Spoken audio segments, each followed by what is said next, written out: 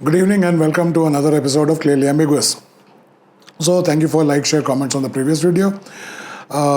Please keep the support coming. By the title, I hope you've understood what we're going to speak about today.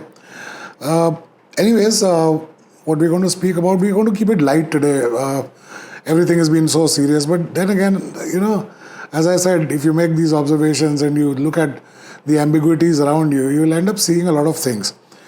One of the things that I noticed amongst even my friends and family members was that we aren't being able to enjoy or celebrate our victory.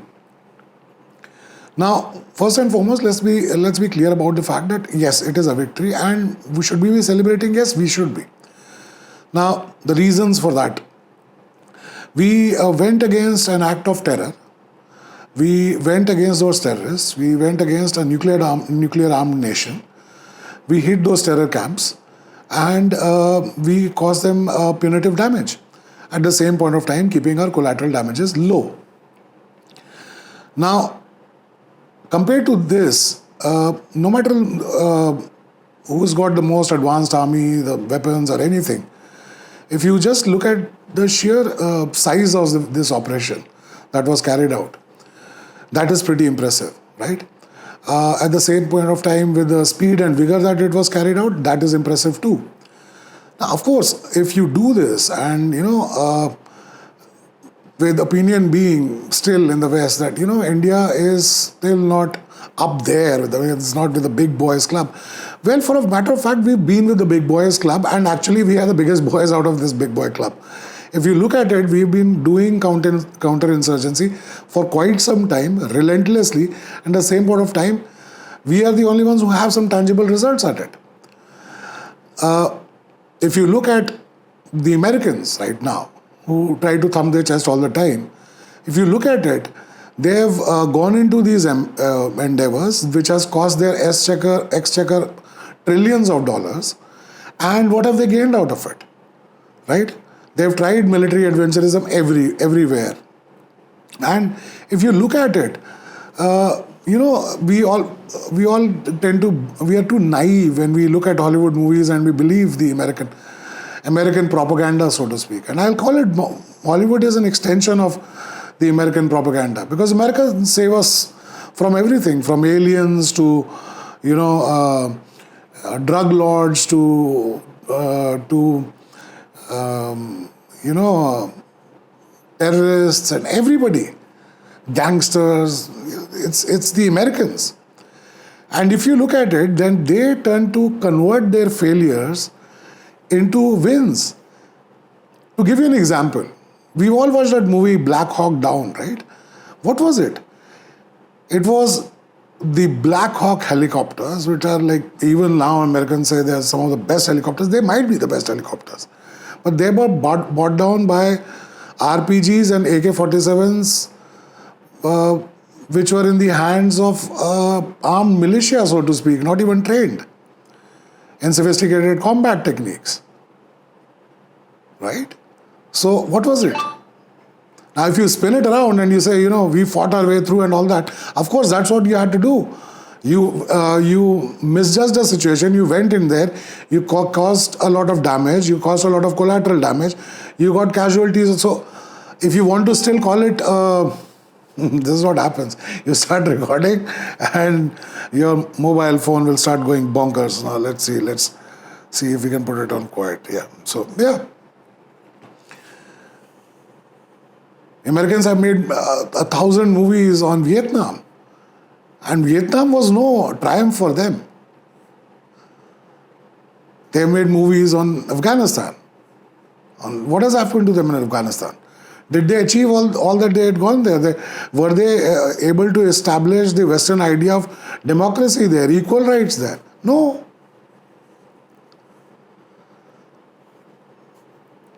And this is what happens to them right now, because they, after a point of time, forget, right? So when we say that, you have to understand that terrorism is terrorism. There is no good terrorism, bad terrorism, state actors, non-state actors, all this. If there is terrorism, it is terrorism. But Americans take it differently, right? They like to make deals. Their FBI also like to make deals. They would like to keep going after a drug lord, and after a point of time, it becomes too much of an ask. They'll probably try to strike a deal there so that he gives somebody else's names. They like to so that's what they do. They are always dealing, right? So now another thing is that one of my friends ended up saying, we've just shown satellite pictures. Well, if satellite pictures are conclusive proof, that's it. So I was actually making a comment in jest with someone that, we have some people who would want us to install action cameras on BrahMos missile so that they can follow its entire trajectory from when it's launched to where it lands with GPS coordinates, with a live feed. See, Americans like to show this 4K videos of the attacks, that bunker busters and everything, and everybody is expecting that from our army as well. You would rather watch a video, or would you rather appreciate the damage that the objective was achieved or not? If you're bothered about why the video was not recorded versus whether the objective that we had set out to do, whether we hit a terrorist camp or not, whether we disabled somebody's air defense systems or not, while keeping our losses from minimal to no losses at all, we want to believe everyone but ourselves. Interesting, isn't it? See, Pakistanis are not believing what we are telling them. We are telling them we've done credible damage, but they would rather believe in their own military propaganda. And in our case, we would rather even not believe in our own military truths because we would like to believe somebody else's propaganda. Interesting. See, I'll tell you what. Americans have been at it for a very long time. That's what they do. They sell conflict. I've said this before. They sell conflicts so that conflicts happen, so that they can sell weapons. And who tells you that their weapons are great? Americans do. And their allies do. They're obligated to. Right? But if you look at it, have those weapons translated into military wins for them? That can be debated, of course. And then you have their entire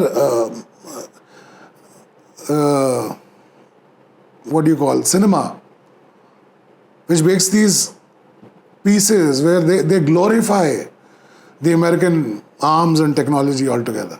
The American soldier, they dress a particular way. They have this technology, they have that technology. Right? They have all the technology in the world, but so do other people. We don't make movies.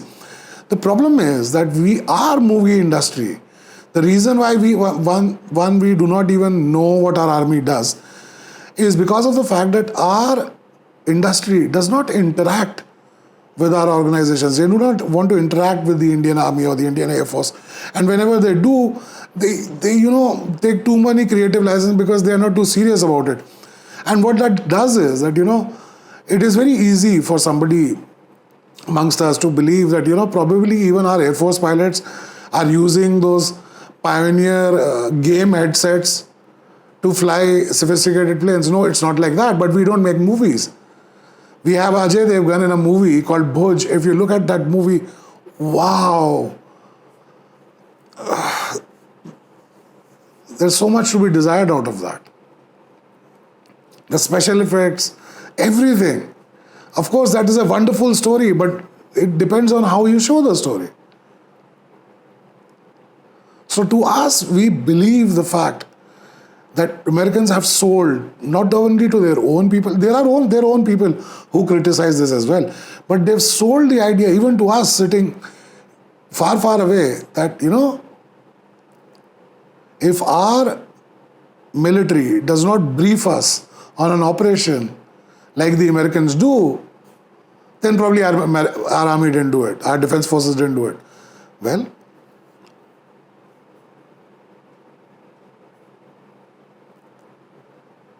going by the fact what is happening to our defense stocks, going by the fact how many orders are getting cancelled for the Chinese and the Americans, I'm going by the fact that there are people who are showing interest in our defense technology right now. That should be proof enough.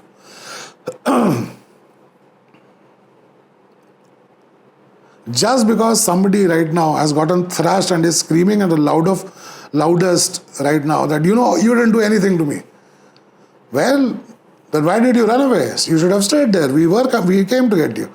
And don't worry, if you change your position, we'll get you there as well. Right?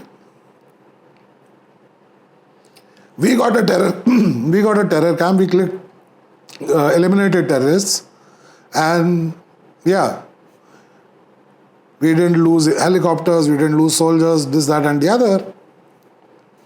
But no. Mind you, if anybody believes, that SEAL Team 6 went in and did that operation where they got Osama, they lost one of their helicopters at that point of time as well. I'm not saying that technology is pathetic. I'm not even doubting the fact that it was a human error. It was, yes, he got caught in a vortex. That's the story they've told us. And let's believe the fact that it happened. So if we're ready to give them that concession, why can't we give that concession to ours? Right? So the Americans do a check and they say all Pakistani F-16s are intact. You believe that. Our Air Force tells you all our Rafales are intact or our pilots are safe. Nah, we want more proof. Okay? I think our Indian Air Force should probably conduct tours right now. And see, the people who have an agenda to not believe and to basically destabilize. See, that is what lefties do all the time. Left liberals even the most socialist of countries, the Russians, the Soviets, the Chinese believe in the fact that left liberals are required initially to destabilize a state, because when it goes towards civil war, that is when the revolution happens and that's when communism can basically take over. These are the same kind of people that were used in Korea when they went to the Korean elites and said that, you forgo of everything that you belong, let the state take care of it. And look what has happened in North Korea. Right? So, right now, what I'd like to say is that, would our Army, Air Force or Navy look for validation? Would they become as desperate as the Americans are for publicity? No, I don't think so. Because if they were looking for validation, they would have never done what they've been doing in the last 70 years. They would have not gone to battle and said that, we will perform at the best that we can with whatever we have and always come back with a win. Right? They could have also said, oh, we did that win, nobody appreciates it, why are we going again? Let it go. But that doesn't happen. So I think, take a chill pill right now. Focus on your own personal growth right now. Yes, debates will happen. TV debates are nowhere in the world TV debates change anything. They don't. Twitter debates, do they change anything? No, they don't. If you become a keyboard warrior and you're able to make a smart comment after a smart comment after a smart comment after a smart comment with a person who basically has an armada of people who is feeding them a narrative, you are never going to win in the first place, and that win does not amount to anything. Russia does not have narrative in its favor. But does that mean that Russia has ceased to exist? No, it very well exists there. Everybody has to acknowledge its power. They are going through some difficult times. They will come out of it. And this narrative that is getting created, that where we are all wanting to believe whatever is happening in the West, and we'll probably even believe what the Pakistanis are saying. Listen, first and foremost to the Pakistanis, even if you win the narrative war right now, fine, granted, you can have it. Does it change your economic condition? No. You just handed over more power to your supreme leader, and he can try you in military courts now. He does not have to care about civil administration. If he practically right now is the power onto himself, and he can basically promote himself, demote himself, whatever he can do, do you think if he gets any aid from anywhere, he is going to use it for you? No, he won't. He'll use it for his own things. He'll buy newer weapons, he'll come back at us, we will thrash again, and then the story starts again. Meanwhile, and I'll tell you what, I was thinking about it. There is a reason why Pakistan has to create this disparity, this population which is absolutely desperate, because a desperate population will believe in anything. They will believe in the fact that India is responsible for everything. Their hardships, their everything. So they will wage a war against us still in perpetuity. Because of the fact that they've been sold on to this idea. Whereas, it is not India who's taken away anything from you. Whatever battle gains we've had in the 4 or 5 wars that we've fought with you, we've relinquished that, we've accommodated, made treaties where we are sharing with you as well.